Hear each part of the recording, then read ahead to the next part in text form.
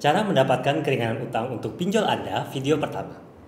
Selamat, Anda sudah mengambil langkah pertama dengan mengajukan permohonan keringanan utang melalui layanan Mandiri Amalan. Sekarang, yuk cari tahu apa yang harus Anda lakukan berikutnya. Panduan ini akan membantu Anda menindaklanjuti dan menegosiasikan keringanan utang untuk pinjaman online Anda sendiri atau secara mandiri tanpa harus membayar jasa profesional untuk menegosiasikan utang Anda. Mohon diingat bahwa panduan ini hanya untuk pertama, peminjam yang ingin membayar tetapi tidak memiliki cukup uang untuk membayar semua pinjaman seperti yang disepakati sebelumnya. Kedua, pinjaman dari pinjol yang terdaftar di OJK. Untuk pinjol ilegal, Anda sebaiknya berkonsultasi langsung dengan OJK dan atau kepolisian. Jangan gunakan panduan ini untuk jenis pinjaman lain seperti kartu kredit, KTA, atau KPR. Karena semua yang kami sampaikan di sini tidak akan efektif untuk jenis pinjaman lainnya.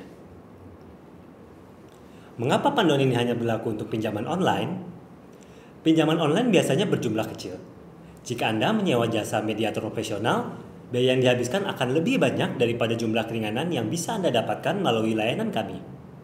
Oleh karena itu, kami telah menyediakan layanan yang dapat membantu Anda menegosiasikan keringanan utang tanpa harus membayar biaya mediator profesional.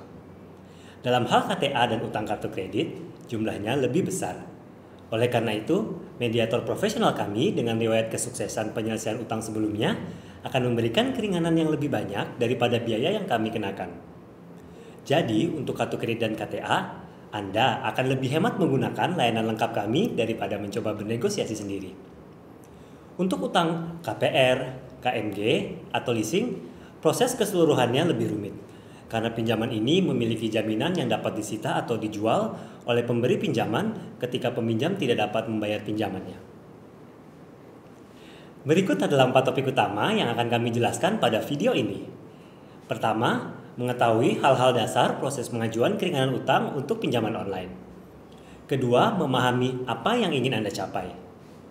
Ketiga, memahami apa yang ingin dicapai oleh debt collector. 4. Memahami apa yang ingin dicapai oleh pemberi pinjaman.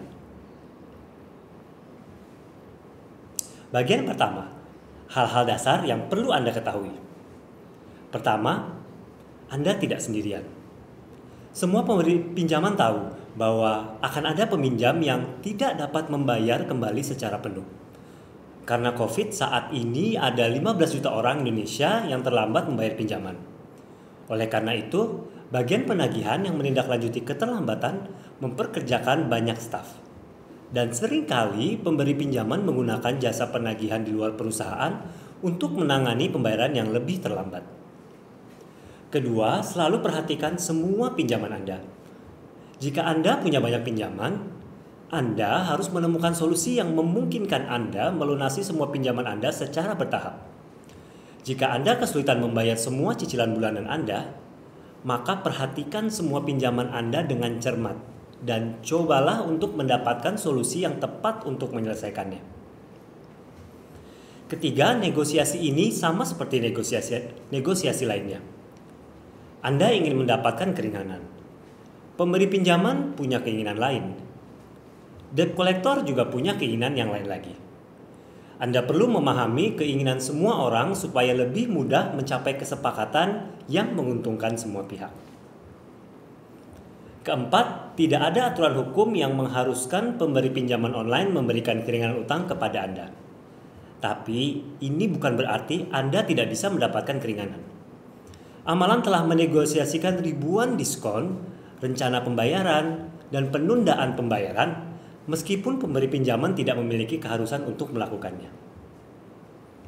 5. Anda dilindungi dari perilaku pemberi pinjaman atau debt collector yang tidak beretika. Di Indonesia, aturan OJK untuk penagihan utang sangatlah ketat. Jika Anda diteror oleh debt collector, Anda dapat menggunakan amalan protect.com dengan biaya 50.000 per kasus untuk menghentikan teror. Anda juga dapat melaporkannya secara langsung secara gratis ke OJK. 6. Jika saat ini Anda tidak punya uang, Anda tidak dapat membayar semua utang secara sekaligus. Sekeras apapun pemberi pinjaman online menekan Anda, kalau tidak punya uang ya Anda tetap tidak bisa membayar. Pemberi pinjaman dan debt collector mengerti hal ini, tetapi mereka tidak tahu apakah Anda memang tidak punya uang atau itu hanya alasan Anda saja. Jika Anda bisa menjelaskan situasi dan memberikan dokumen pendukung, kemungkinan besar mereka akan memberikan semacam keringanan atau mereka akan membiarkan Anda tenang selama beberapa waktu tanpa menyetujui keringanan utang secara resmi.